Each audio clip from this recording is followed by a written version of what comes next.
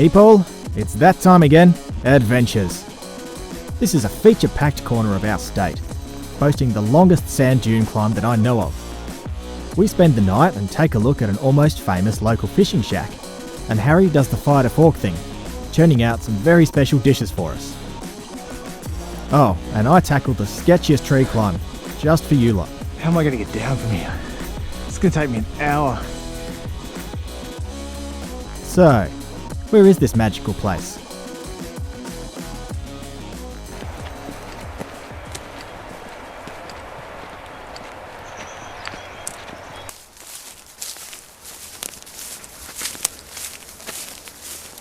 Guess where we are? No, don't guess, it'll take forever.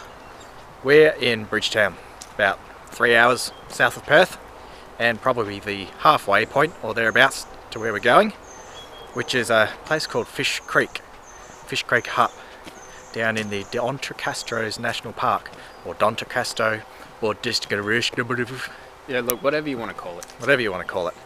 D'Entrecasteaux National Park is where we're headed. And we're meeting Taylor down there. He came down here last night to try and secure the hut for us to stay at, because It's a free-to-all. it's a free-to-all, first in, best dressed. But here we are saying no one else camped there, right? Yeah, no one else camped there.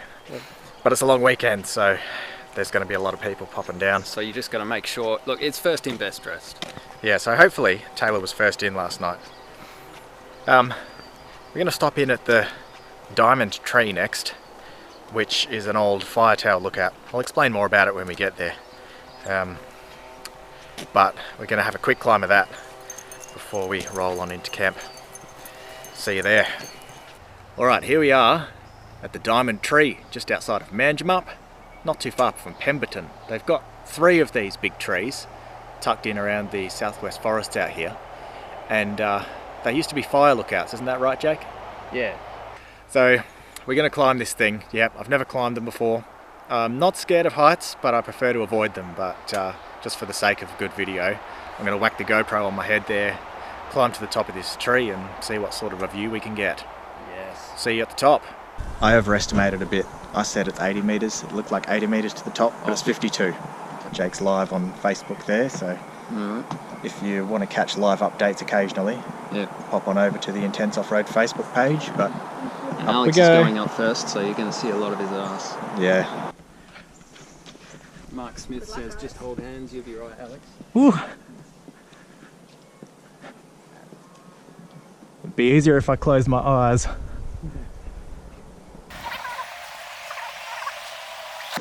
Why am I doing this?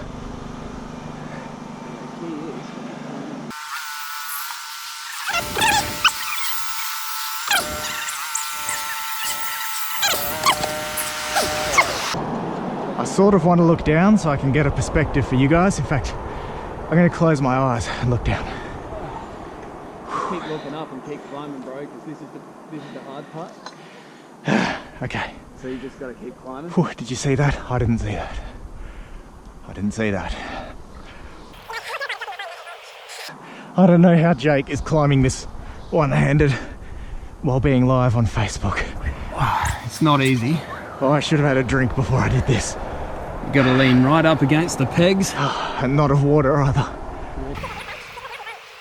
I'm 2 rungs away from the top. That's the false top. Oh no! Nobody told me there was a false top. Yeah. Oh, there's a warning in front of me. I'm not going to read it. Yeah, don't read the warning, that'll just scare you. Oh god, it says that was the easy bit.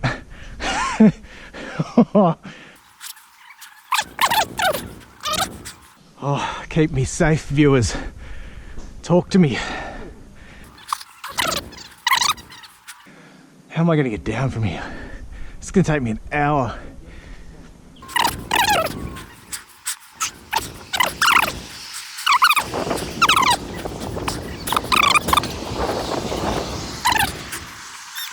Whew. Pretty scary, hey? Yep.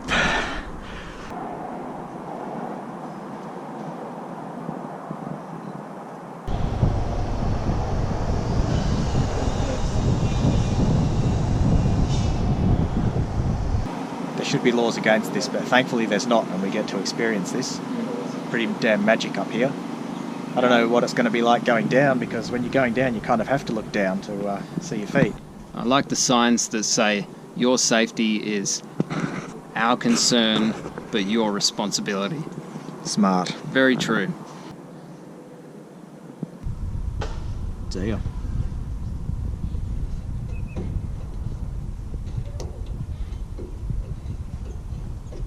Halfway back down. Oh, it's so much easier coming down. I thought it was going to be quite the opposite, but this is pretty easy. I'll tell you what though, I don't know what the purpose of the fencing wire is.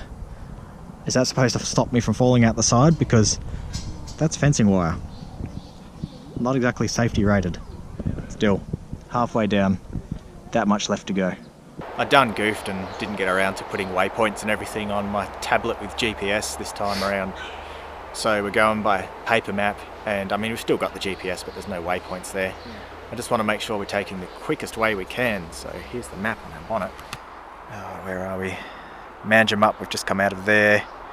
Down Southwest Highway, there's the Diamond Tree Fire Tower, that's exactly where we are. So you probably want to go on Wheatley Coast Road, don't you? Yeah, I think that's... No, actually, keep going down here to Middleton Road. Okay. We will swing a right onto Middleton, and then you got D-Side Coast Road. D-Side Coast Road all the is way just down. a gravel road going straight down. Yep.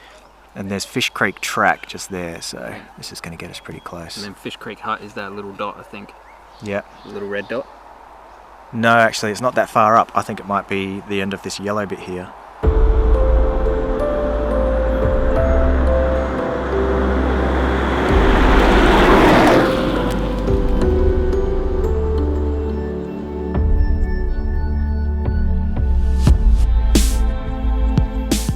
On the way down to the hut, there's plenty to see and do. Jake and I like stopping at all the little forest walks. The big, tall karri trees pop up in groves and hide luscious green understory.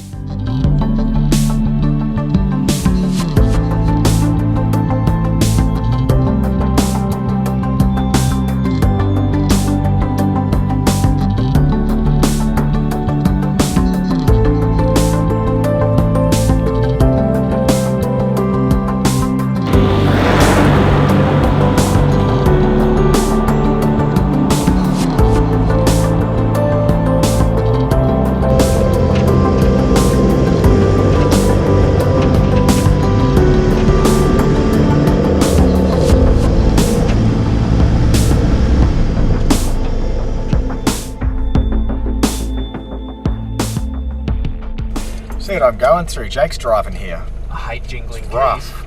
He hates jingling keys. All I'm right. trying to navigate with very little.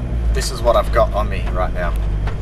Okay, so I'm making do with the HEMA Maps book there, and the tablet. Got that kind of marking where we are, but there's not a lot in the way of tracks on that. So on my phone up there, I've been going off a picture that Harry sent me. And between those three forms of navigation and, the little compass on my wristwatch there, I'm hoping that I'll get us to camp. It's currently, 4:30, which is fine. It's not dark. It's only an hour and a half, maybe 2 hours and a half past what I said to Taylor, but we were doing cool stuff. Yeah. Look, if we don't make it there by daylight, that just makes it more fun. Well, we did make it to the hut by nightfall, but only just. And luckily, Taylor had indeed managed to secure the hut.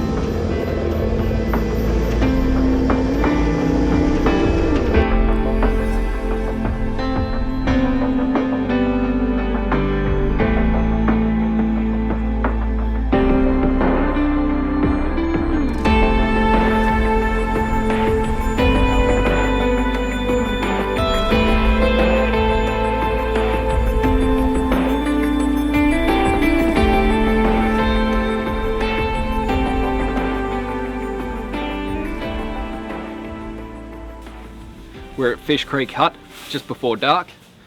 We've set up and here we are.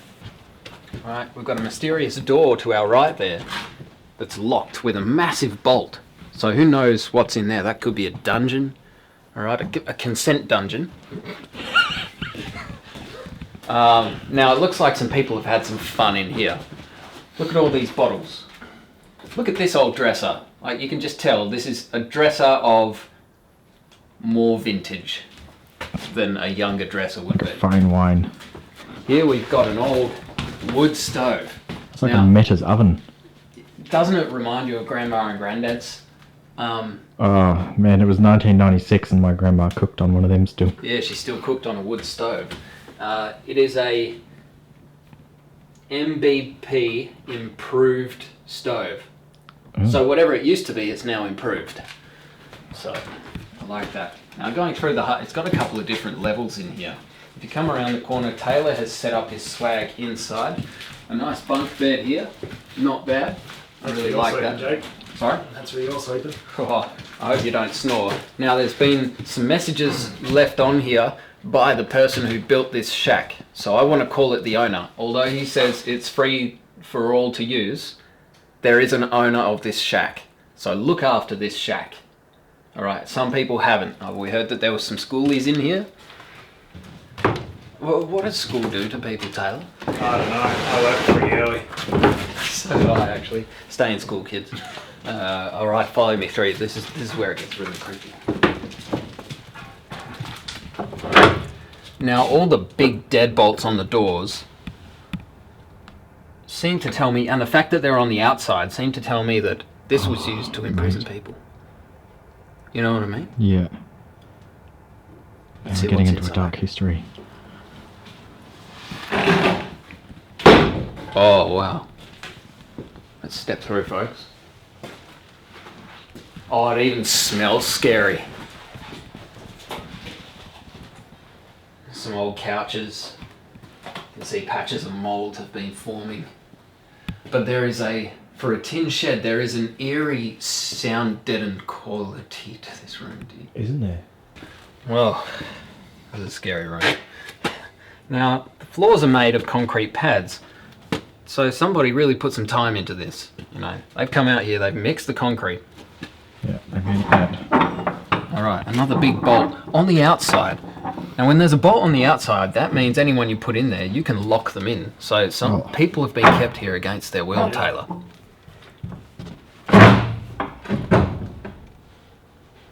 Come on through. There's bars on the windows. Ooh. Is this 10 Cloverfield Lane? That is awesome. Like, you can tell this is built with old materials from a different era. Well, there you go, everybody. That's the inside of the hut. Now, what you want to remember when you're coming to a place like this, where it's not yours, there is a person who built it, who I would like to call the owner, and you really need to respect that somebody who is just like you and me has put their time and effort into a place like this. Kicking back around the fire pit, we waited for Harry and the rest of the crew to rock up. This would turn out to happen sometime in the early hours. See you in the morning!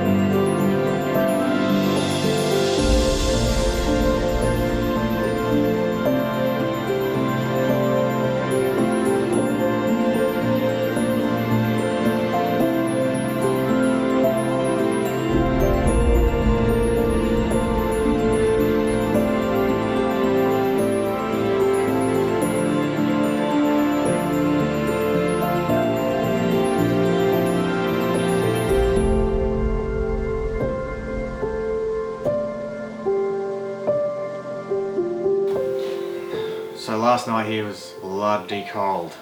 I slept inside the hut on my stretcher bed and swag. That kept the cool breeze off me, kept the dew off me, but it was still damn chilly. Then Harry rocked up. I think it was not long after we went to bed, somewhere near 12 perhaps. They stayed up till 3 in the morning. I found them all crashed out the back there on the grass. We've just had breakfast. It's now 11:30. Time to start thinking about lunch, but what our plan is, I'm letting Harry lead this trip in conjunction with Sinclair, because Sinclair knows the place like the back of his hand apparently. Harry has decent maps, I don't really know, so I'm just gonna be on the cameras all day while he leads us across to around the Warren River area. That's what we're hoping for. My suspicion is that it might be an after dark setup given how long it takes to film and get through all these unknown areas and see stuff and have a good time, but that's okay because the next camp we come to we'll stay for tonight and the following night. So let's go see what the tracks look like around here and down on the beach and have a bit of fun.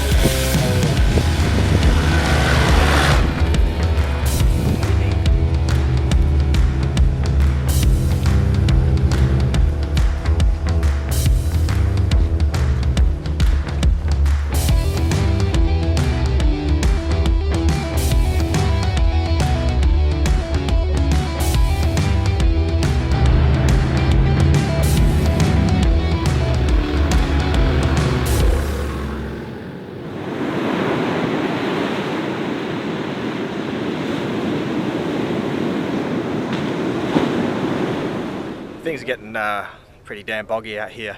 We're on 18 psi still. The patrol's just doing it, but I think we might need to let a bit more pressure out, drop it down to maybe 12 because we're heading along the beach from here. I've done this beach before and it was soft then and it looks worse now, so we're in for a bit of a challenge.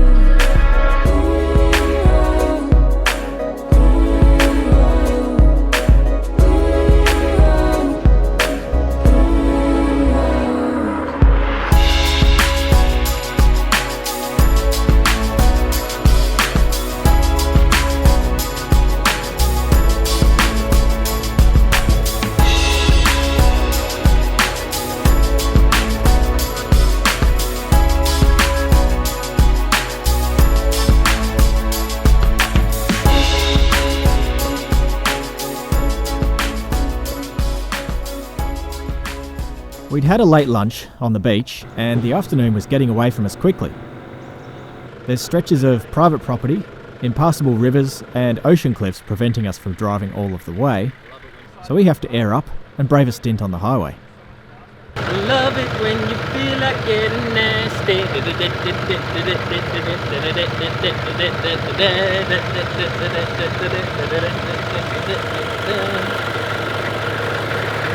Oh no! We seized the chance to collect our firewood when we came along some good stuff next to the road. Proper Harry spec firewood is what I'm talking. The bloke's not here to put boots on caterpillars. Once we get off the tarmac, there's still a long, sandy drive ahead before we reach the beach. But there is some interesting bits as well.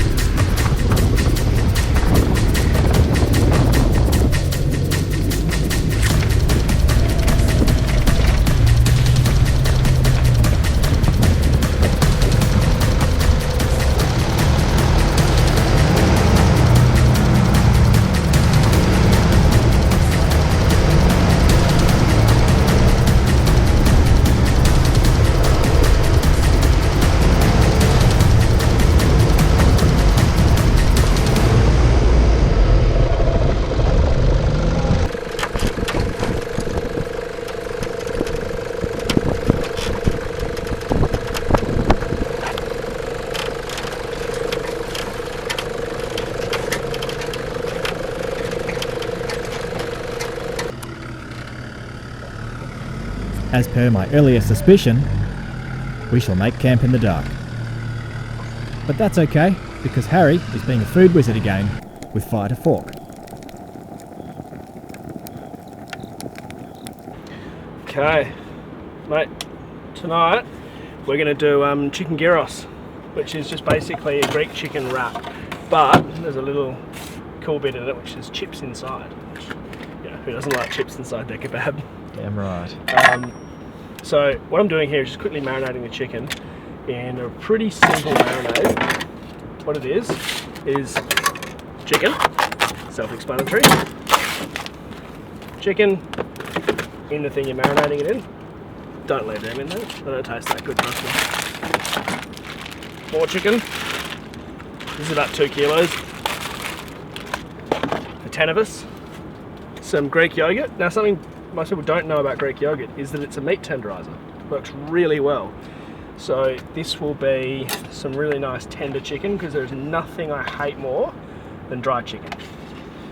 Go to so many people's houses, particularly growing up, my memory of going to people's houses for dinner was, here you go, here's some roast dry chicken, and it put me off it for so long.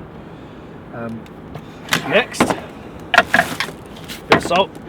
This is my Esperance salt, which I got from Israelite Bay Salt Lakes. I've still got. Again, recipe will be on the website. Pepper, because salt and pepper should go in nearly everything. Not the ice cream, but pretty much everything else. And then a bit of chili. Sorry, not chili.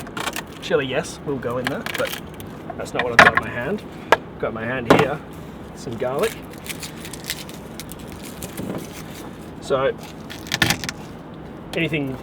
almost anything European is probably going to have garlic in it. and I like to use probably about 6 cloves in this. So I'll just quickly cut them up.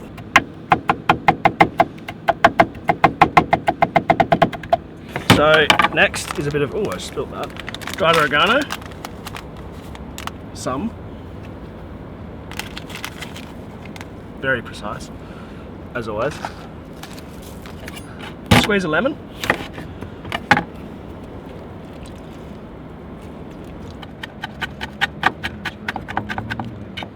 Right, bit of chilli, just from the garden again. It seems like a lot of chilli for bird's eyes, but it's going in yogurt, so it's pretty diluted. Some good quality olive oil. Oh, pull the cap off, it's always useful.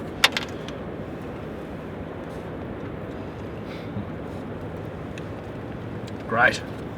And that I'll just mix up. So I like to leave this for minimum an hour, maximum 24 hours. After 24 hours it goes a bit weird. So let's chuck that in the fridge. It's pretty cold out here. I'm not even going to chuck it in the fridge, I'm just going to leave it out for an hour.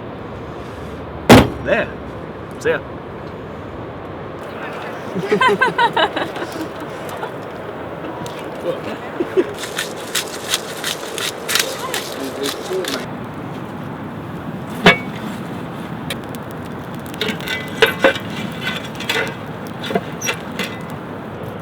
Okay, we poked the chips on the fire, buddy. Now what's happening? Mate, we're going to make a little bit of tzatziki. You can of course buy it, but it's not that hard to make, so I tend to make it. Yeah.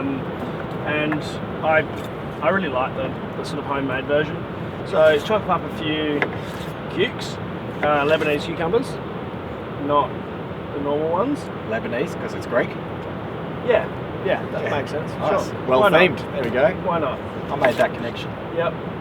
Now, there's one little curly one with the cukes, and that is that you have to squeeze them out. Squeeze them out. Squeeze them out. So you don't just throw them in, because otherwise there's too much water in them. Yeah, okay. Yeah. So you've got to juice it. Pretty much. Bit of paper towel. Yep. Throw them in that. Oh yeah. Try and get them all. And then you beat the crap out of that.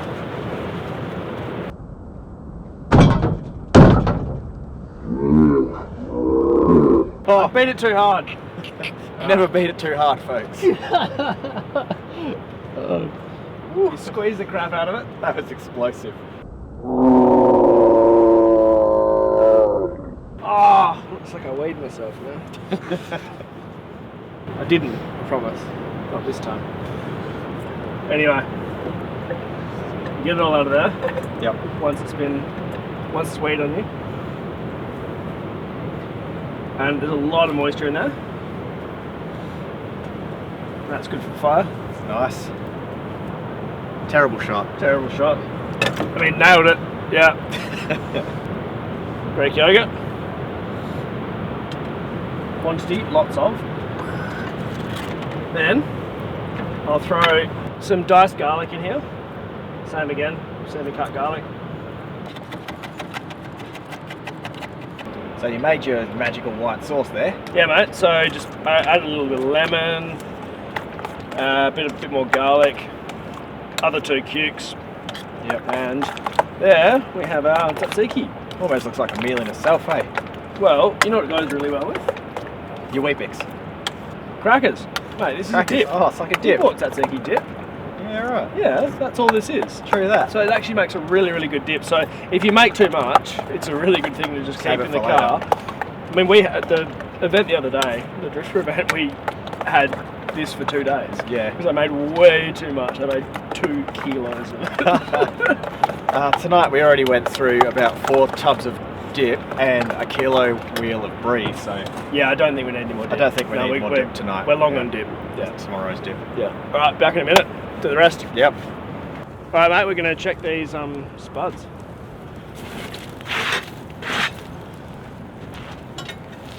Oh, that's really hot. Alright, we've got the right tool for the job now.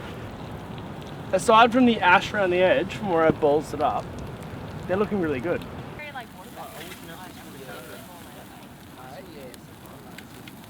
Now Harry cooks the chicken he marinated earlier, straight over the flames.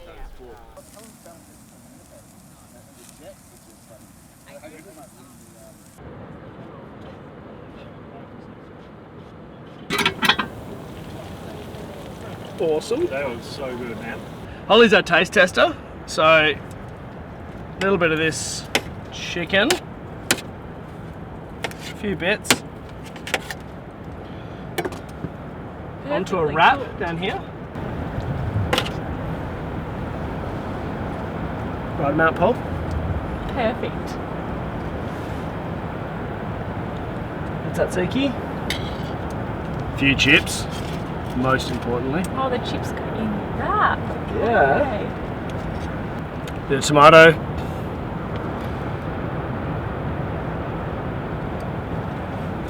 And then green stuff. Done. Now, Holly's impartial. She's definitely not related to me. Or like getting a lift home with me or anything like. So just. It's not a fishy pickle.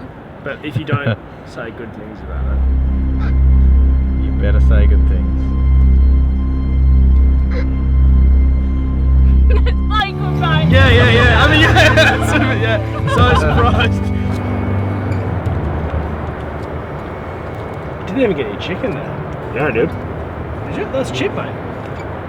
There you go, chicken. Oh, see, chicken. You messy monkey. What do you reckon, mate? I reckon it's terrible, and I'm going to take the rest of the chicken. Oh, it's poisonous? Yeah. Yeah, okay, fair enough. It's horrible. Yeah. No one else gets any. Delicious, Harry. Good work. Thanks, mate. What you call them again? Gyros. Gyros. Chicken gyros. All right, there you go. So recipe will be down there. Yep. Down there. In the description. I'll put the Yep. relevant links. Check out Harry. This is me washing up. I'm very lazy. Good work. Mr. Fire the Fork. You'll find him on his website there, and Instagram, also Facebook. Yep. All of the above. Or below, actually. They'll be down there. Or the below. The below. We're gonna go make a dessert now. Yeah. See you next time. So yeah. That dessert was the Diabolic Diabetes Bunnings Buckets Sundae. Look for the link at the end of this video and you can watch me nail that title over and over again. Well, there you go. That's part one of the Fish Creek Hut adventure. Done and dusted. It's Thursday night and tomorrow's Friday, so that means that goes live on YouTube tomorrow. The best bit is, I already finished part two of that video. So if you're hot off the back of part one, really want to get into part two, head over to my Patreon page. That is just launched today. So you'll be one of the first ones on there. Patreon.com/intenseoffroad. The pledge is $3 per video or more, and you get early access to all the trip videos. So that means as soon as you pledge that video, part two, is there, ready to go, ready for you to watch, ad-free.